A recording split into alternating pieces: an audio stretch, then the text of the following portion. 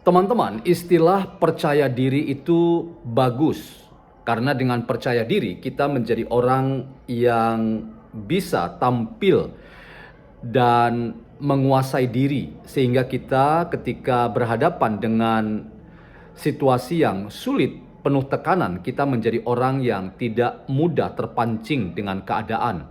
Kita mampu menguasai diri dan tidak mudah emosi atau baper atau bawa perasaan. Atau merasa kalau kita menjadi orang yang terlalu percaya diri, ini masalahnya teman-teman, terlalu percaya diri. Jadi percaya diri itu bagus, tapi terlalu percaya diri itu jadi masalah. Karena orang yang terlalu percaya diri itu menjadi orang yang merasa bahwa apa yang ia yakini, apa yang ia pahami itu adalah satu-satunya keyakinan dan pemahaman yang benar. Padahal apa yang kita yakini dan apa yang kita pahami tentang sesuatu yang benar itu selalu bersifat relasional. Artinya kita tidak pernah paham dan tahu sendirian. Kita selalu menyerap informasi dari orang lain. Dan karena menyerap informasi dari orang lain, maka ketika kita merasa diri paham, kita harus sadar bahwa apa yang kita pahami itu bisa berbeda dari informasi yang kita dapatkan dari orang yang memberi informasi kepada kita, atau dari sumber-sumber yang kita temukan dan kita baca, kita kaji, kita evaluasi, dan kemudian kita buat kesimpulan. Inilah teman-teman gagalnya percaya diri yang terlalu dari Roy Suryo, Rismond, dan Tiva ketika ia kemudian menghadapi praktisi investigasi dokumen Raden Hendro yang mampu meyakinkan kita semua bahwa Roy Suryo yang meneliti ijazah Pak Jokowi ternyata terbongkar bahwa yang diteliti itu adalah ijazah digital, dan Raden Hendro sebagai praktisi investigasi dokumen membalik logika Roy Suryo bahwa apa yang ia teliti itu tetap tidak menjadi dokumen asli karena ijazah itu adalah dokumen yang berisi cetakan.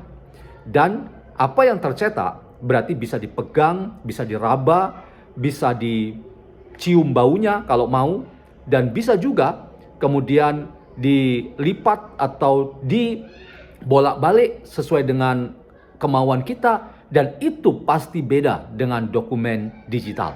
Jadi Raden Hendro ini menurut saya mampu meruntuhkan arogansi dari pengetahuan dan kebenaran Roy Suryo, Rismond, dan Tiva. Selamat datang teman-teman dalam channel YouTuber NKRI atau Simon John Official atau Meragukan Filsafat, sebuah channel yang secara sadar dibangun untuk turut mengedukasi ruang publik virtual Indonesia dengan menawarkan alternatif berpikir dari lensa pemikiran filsafat untuk membaca fenomena sosial, politik, kebudayaan dalam konteks Indonesia kontemporer tanpa berpretensi untuk menggiring opini kita mempercayai pandangan-pandangan dalam channel ini.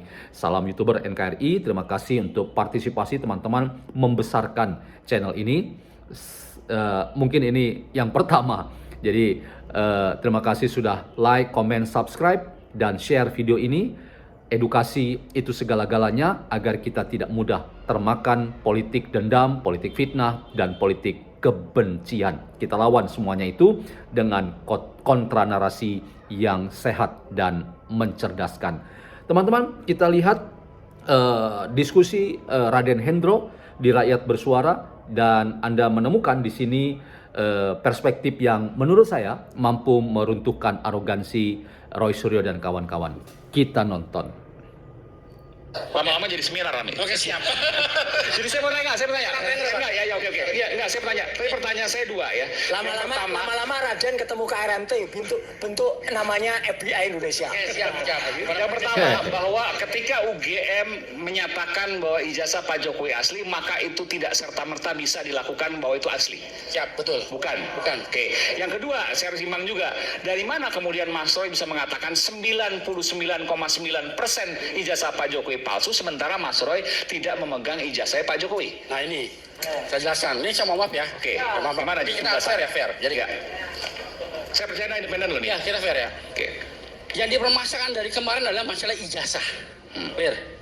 Ijazah adalah fisik atau base paper yang kita sentuh, kita pegang, ya kan Pak nih? Ya, contoh. Ini contoh yang palsu Ini, ya. Palsu. ini adalah dokumen secara fisik. Ya. Kita sentuh, kita pegang, kita lihat.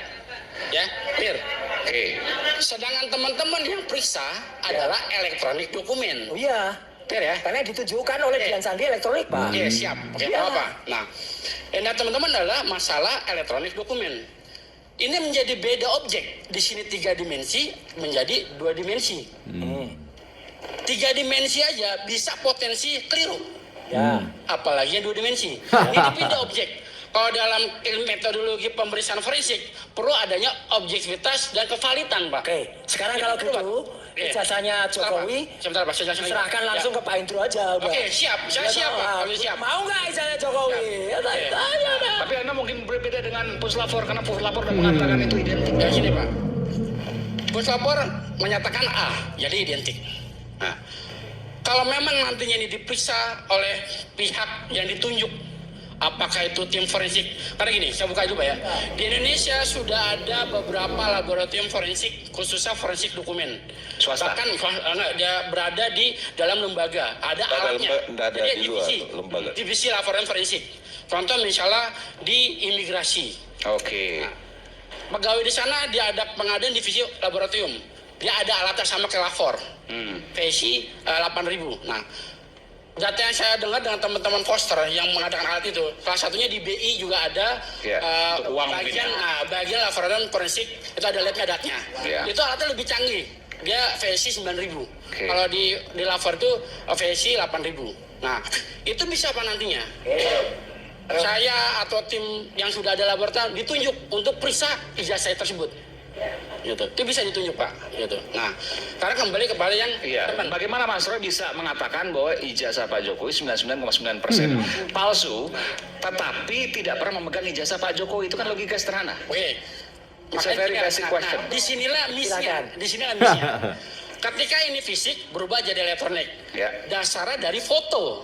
Clear. Nah, metodologi pemeriksaan forensik itu ada alatnya dalam memfoto. Tadi yang tadi materai coba tunjuk. Oke. Yang materai tadi Pak izin. Yo, terima kasih. Nah, sama Pak. Karena ini Nah. dikatakan asli Yang oleh materai. si Andi Aswar. Siap. Yang materai, Ya, materai. ini asli. Oke, kita lihat ya apa rekan-rekan di sini atau pemirsa. Oke, yang metra ini. Antara kiri dengan kanan. Yang kelihatan asli yang mana? Kelihatan asli. Secara sekilas. Karena hasil dari foto. Sebelah kanan. Yang kelihatan asli ya. Yang lebih rapi sebelah kanan kalau saya lihat. Secara foto. Kiri atau kanan? Ya teman-teman, saya berhenti di situ, tiba-tiba terinterupsi iklan. Nah, kita nanti akan kembali lagi untuk menonton videonya lengkap. Tapi untuk diskusi kita rasanya cukup ya, teman-teman, kita mendapatkan insight dari video itu. Dan poin yang saya ingin sekali lagi ya, ingatkan kepada kita di catatan awal saya bahwa orang yang percaya diri itu bagus ya, orang yang memiliki ketenangan, penguasaan diri itu bagus sekali karena ia tidak mudah terprovokasi, ia tidak mudah mengikuti arus, ada angin barat kau ke barat, ada angin timur kau ke timur, dan karena itu kau tidak punya pendirian. Kita tidak ingin seperti itu. Nah, dalam rangka diskusi kita terkait polemik Pak Jokowi, polemik ijazah Pak Jokowi yang dipersoalkan, dituding atau dituduh palsu oleh Roy Suryo 99,9%, padahal belum pernah melihat ijazah asli, memegang, meraba, kemudian melakukan penelitian berbasis pada ijazah yang cetak dan bukan digital. Disitulah letak masalah Roy Suryo. Dan inilah yang saya ingin katakan teman-teman.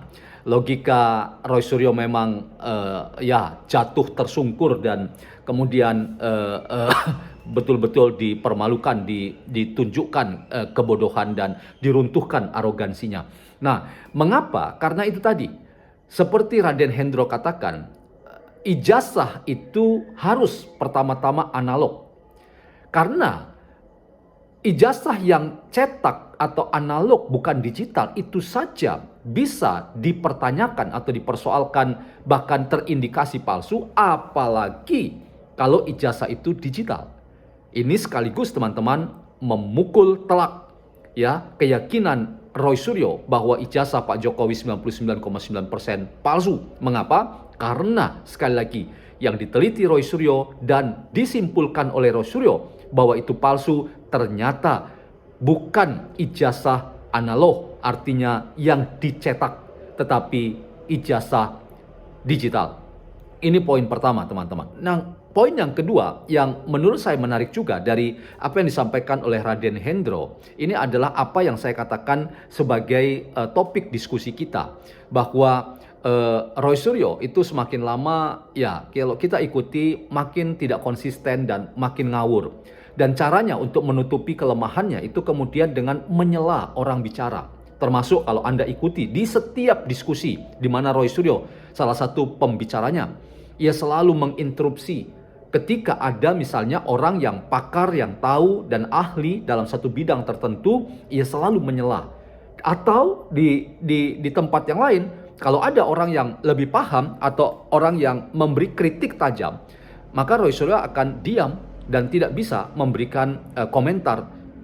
Jadi dua hal ini teman-teman. Jadi antara diam atau kemudian selalu mengganggu lawan bicaranya dengan kata-kata yang menurut saya tidak ada sikap respek atau hormat, itu adalah tanda Roy Suryo sedang menyembunyikan kelemahan-kelemahannya sendiri. Jadi orang itu teman-teman kalau ingin menunjukkan kepercayaan dirinya itu bukan dengan selalu ya ingin ngomong apapun, nerocos apapun, justru dengan mengendalikan diri dan tenang.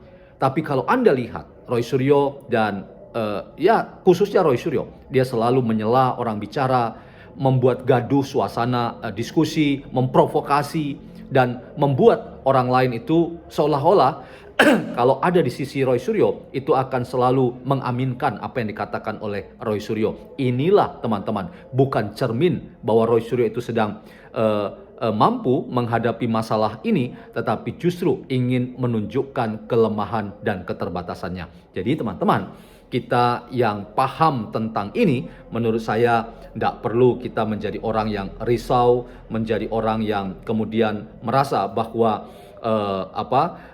apa yang diyakini Roy Suryo itu pasti benar. Menurut saya makin lama kita ikuti makin sampah belaka. Dan yang analog itu bisa salah, apalagi yang digital. Dan Roy Suryo tidak berkutik.